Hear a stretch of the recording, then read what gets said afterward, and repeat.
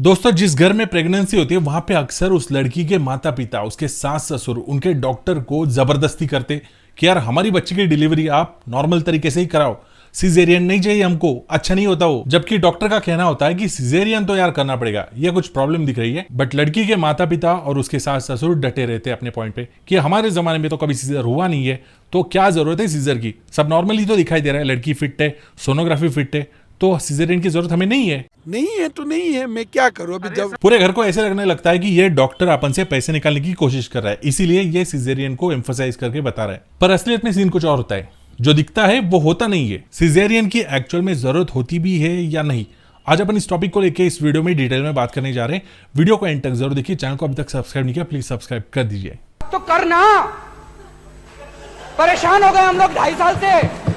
कई बार मदर का birth canal इतना नैरो होता है कि पूरे एक्सपांशन के बाद भी वो इतना नहीं खुलता है कि जिसमें से एक बेबी डिलीवर किया जा सकता है। कई बार मदर का प्लासेंटा उसकी थैली के मुंह के पास होता है। प्लासेंटा यानी कि ऐसा एनाटॉमिकल स्ट्रक्चर जिसमें से बच्चे को through out the course of pregnancy mother से न्यूट्रिशन मिलता है, न्यूट्रिशन और ऑक्सीजन। तो ऐसा इंपॉर्टेंट एनाटॉमिकल स्ट्रक्चर अगर थैली के मुंह के नज़दीक डेवलप हो रहा हो तो यहाँ पे इन दोनों केसेस में नॉर्मल डिलीवरी नहीं की जा सकती है। इसके अलावा कभी कभी क्या होता है, मदर को किसी सर्जरी की हिस्ट्री हो सकती है या फिर किसी एबॉर्शन या मिसकैरेज की हिस्ट्री हो सकती है। सर्जरी यानी कि एब्डोमिनल कोई लैप्रोस्कोपिक सर्जरी हो सकती है, जैसे कि कोई सिस्ट रिमूवल हो, या फिर अगर यूट्रस पे कभी कोई फाइब्रॉइड हुआ हो जिसको रिमूव किया गया हो। तो ऐसे में डॉक्टर को कॉम्प्लिकेशंस का कोई रिस्क नहीं लेना होता। डॉक्टर बोलते कि ये safe and simple upon caesarean तरीके से डिलीवरी करा सकते हैं। कई बार क्या होता है कि नॉर्मल डिलीवरी प्लान की गई रहती है, मतलब through out the course of pregnancy mother is okay, her sonography is okay, तो यहाँ पे हम नॉर्मल डिलीवरी कर सकते हैं। लेकिन जब एक्चुअल डिलीवरी का वक्त रहता है, ऑन द टेबल डॉक्टर को अपना डिसीजन चेंज करना पड़ सकता है कि हाँ, हम यहाँ पे नॉर्मल डिलीवरी नहीं कर सकते, हमें अब सिजेरियन करना पड़ेगा। वो इसलिए क्योंकि अचानक से ही कोई भी कॉम्प्लिकेशंस खड़ी हो सकती है, जैसे कि मदर के अंदर कोई इंटरनल ब्लीडिंग क्रिएट हो गई हो, या फिर उसका बीपी अचानक से बहुत ज़्यादा शार्पली शूट हो गया हो, या फिर बच्चे के हार्ट बीट्स रुकना शुरू हो जाते। तो ऐसे में अर्जेंटली डॉक्टर डिसीजन ले लेते कि सिजेरियन सेक्शन ही अपन कराएंगे। देखो, सिजेरियन के 2 इंडिकेशंस होते। एक तो होते हैं मैटरनल इंडिकेशंस, यानी कि ऐसे मेडिकल कंडीशंस जहाँ पे मदर की जान को डिलीवरी के वक्त खतरा साबित हो सकता है। For example high BP, mother को कई बार हिस्ट्री रहती है हाई बीपी की, तो ड्यूरिंग द प्रेगनेंसी अगर 140 से ऊपर हाई बीपी रहा ऑल द टाइम, और खास करके आखिर के 2-3 महीनों में अगर 160 180 तक बीपी जा रहा है, तो पॉसिबिलिटी रहती है कि डिलीवरी के दौरान मदर को एपिलेप्टिक सीजर्स आ सकते हैं, जिससे उसकी जान को खतरा हो सकता है। तो ऐसे में डॉक्टर प्रिस्क्राइब करते हैं कि सिजेरियन सेक्शन ही करना पड़ेगा। कई बार मदर को डायबिटिक हिस्ट्री होती है, हाई शुगर, तो ऐसे में कॉम्प्लिकेशंस के चांसेस बहुत ज्यादा होते हैं डिलीवरी के बाद, ड्यूरिंग द डिलीवरी। कभी भी मदर को किसी भी टाइप का इन्फेक्शन हो सकता है, जैसे कि वजाइनल इन्फेक्शन, यूरिनरी इन्फेक्शन, या कोई सिस्टेमिक इन्फेक्शन, यानी कि उसके ब्लड में कुछ इन्फेक्शन हो सकता है। तो ऐसे में डॉक्टर रिस्क नहीं लेना चाहते किसी बात का, सिजेरियन सेक्शन ही करा देते। दूसरा इंडिकेशन होता है फीटल इंडिकेशन, यानी कि ऐसे कुछ मेडिकल कंडीशंस जिससे बच्चे की जान को खतरा हो सकता है। फॉर एग्जाम्पल, कई बार बच्चा, उसके लंग्स अच्छे से डेवलप नहीं होते, प्री मैच्योर्ड रहता है बच्चा, या फिर कई बार अंडर वेट रहता है, 2.5 किलो से भी बहुत छोटा होता है।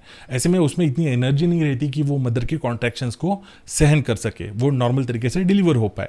तो ऐसे में डॉक्टर सिजेरियन सेक्शन प्रिस्क्राइब करते हैं। कई बार क्या होता है, बच्चा इसके ऑपोजिट ओवरवेट भी हो सकता है, 3.5 किलो से भी ज़्यादा मैसिव बड़े बच्चे होते। इतने बड़े बच्चे तो यार नॉर्मल तरीके से डिलीवर करना ऑलमोस्ट नेक्स्ट टू इम्पॉसिबल होता है। ऐसे में यहाँ पे भी सिजेरियन सेक्शन का बहुत इंपॉर्टेंट रोल प्ले होता है। कई बार बच्चे के गले में नाल, यानी कि अम्बिलिकल कॉर्ड के 2, कई बार 3 लूप्स होते हैं, यानी कि फेरे। तो ऐसे में गला चोक होने का चांस रहता है बच्चे का, राइट। तो डॉक्टर को ये रिस्क नहीं लेना होता है नॉर्मल डिलीवरी के वक्त। सिजेरियन सेक्शन में ये लूप्स बड़े आसानी से निकाले जा सकते हैं, अनवाइंड किए जा सकते हैं, सेफली बच्चा निकाला जा सकता है। लोगों के मन में बहुत डर रहता है कि सिजेरियन सेक्शन से बहुत कॉम्प्लिकेशंस होते हैं, यार हमें सिजेरियन सेक्शन इसीलिए नहीं चाहिए। कॉम्प्लिकेशंस यानी कि क्या हो सकते हैं मैक्स टू मैक्स। सबसे पहली बात तो ब्लीडिंग हो सकती है बहुत ज़्यादा इंटरनल। देखो, after all it's a surgery, एक कट देना होता है बड़ा सा, राइट। तो ब्लीडिंग हो सकती है। तो ऐसे में ऑलरेडी मदर का RH और ब्लड ग्रुप जो भी है वो आइडेंटिफाइड किया गया होता है, ब्लड का ऑलरेडी प्रबंध किया गया होता है। अगर सर्जरी के दौरान कोई ब्लीडिंग होती है तो इमीडिएट ब्लड अवेलेबल होता है, यानी कि हर एक कॉम्प्लिकेशंस के लिए डॉक्टर्स के पास प्रोटोकॉल्स रेडी होते हैं। इसलिए आज के ज़माने में कोई भी चिंता करने वाली बात पहले के मुकाबले नहीं होती। दूसरा डर लोगों को रहता है इन्फेक्शन का। आफ्टर ऑल ऑपरेशन हुआ है, वहां पे कट लगा है तो इन्फेक्शन तो हो सकता है, राइट। लेकिन इसको लेके भी प्रिवेंटिव प्रोटोकॉल डॉक्टर ने ऑलरेडी फॉलो किया होता है। सर्जरी से पहले और सर्जरी के बाद 5 दिनों तक एंटीबायोटिक्स का कोर्स प्रॉपरली फॉलो किया जाता है, जिसकी वजह से कोई इन्फेक्शन यहाँ पे नहीं होता। और जो बड़ा कट लगा होता है ना, वहाँ पे भी स्टिचेस का डर रहता है कि बहुत स्टिचेस लगेंगे, फिर वो उन्हें निकालना भी पड़ेगा। ये पहले के ज़माने में होता था, स्टिचेस को काट के निकालना पड़ता था।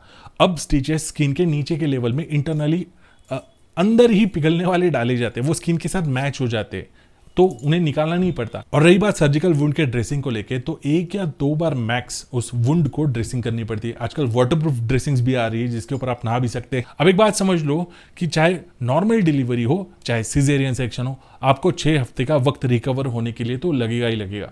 इसलिए दोनों केसेस में आपको चिंता करने की कोई जरूरत नहीं। इनफैक्ट मैं तो कहूंगा कि यार 100 साल पहले ये सिजेरियन सेक्शन होता तो अपने बाप दादा के ज़मानों में कितने सारे लेडीज़ के लिए ये चीज़, मतलब यार कितने माँ बहनों की जानें बच जाती इस चीज़ से। मैं तो कहूँगा अगर आप बेबी प्लान कर रहे हो तो आप डे 1 से लेके एक ही गायनेकोलॉजिस्ट फिक्स रखो अपना। ऐसा गायनेकोलॉजिस्ट जिसको आप ब्लाइंडली ट्रस्ट कर सकते हो, जिस पे आप 100% भरोसा कर सकते हो। ट्रस्ट ये बहुत इंपॉर्टेंट की है। वो जो बोलेगा वो मैं फॉलो करूँगा। ऐसा आपको जिस गायनेकोलॉजिस्ट से फीलिंग आ रहा है उसी को आपको through out the pregnancy fix रखना है। हमें बीच में इन बिटवीन कहीं पे भी गायनेकोलॉजिस्ट शिफ्ट नहीं करना है। अगर उस डॉक्टर ने बोल दिया कि नॉर्मल डिलीवरी तो नॉर्मल डिलीवरी, अगर उसने बोल दिया सिजेरियन तो सिजेरियन, बात खत्म। वीडियो अच्छा लगा, वीडियो को लाइक कीजिए, शेयर कीजिए, खास करके उन लेडीज के साथ शेयर कीजिए जिनको प्रेगनेंसी और डिलीवरी को लेके थोड़ी सी एंग्जाइटी है, उनको हेल्प हो जाएगी। मिलते हैं आपसे बहुत जल्द ऐसे इंटरेस्टिंग वीडियो में, तब तक के लिए बाय बाय और हाई फाई।